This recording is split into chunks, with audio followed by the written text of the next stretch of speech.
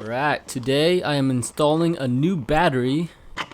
It's a YUASA 12 volt 9 amp battery.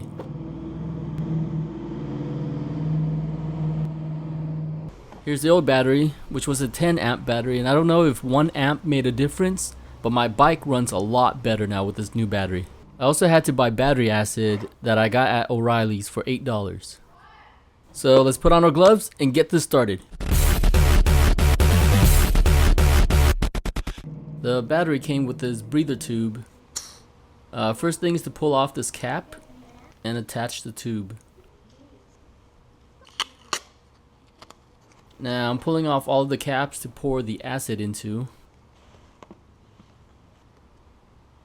And then we'll clip off this top to install the red tube.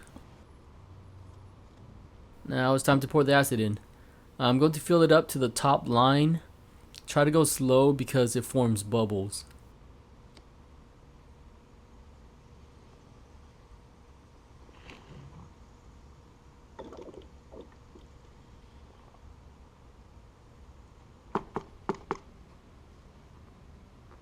I'm trying to get it as close as I can to the top line.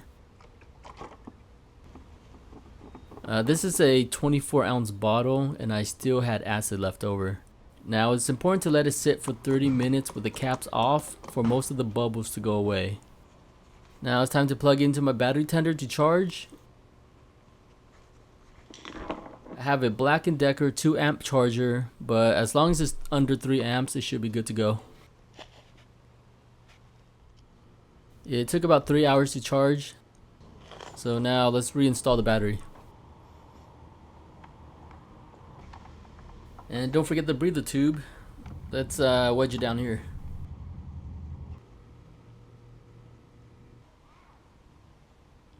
Okay guys, here's how it sounds with the new battery. See you later.